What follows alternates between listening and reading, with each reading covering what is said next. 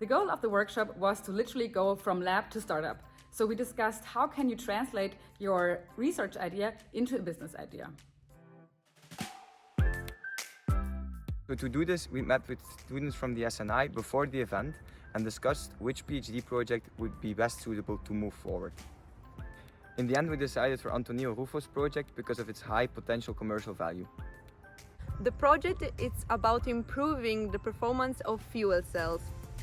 The importance of the fuel cell is essential for the future, especially for the transportation of vehicles.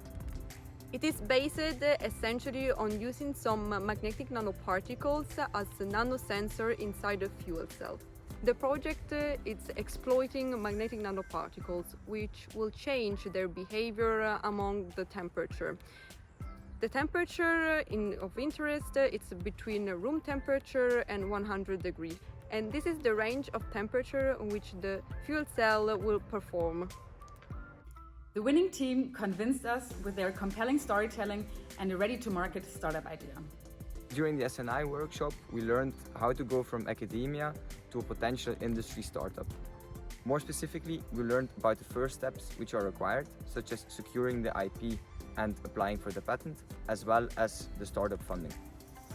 We learn essentially how to gather the most important information and use them to engage the investors. We learned on how to use each other's strengths to the benefit of our potential startup. Our team consisted of the very interdisciplinary researchers, more specifically Antonia, Tamara, Chichao and myself.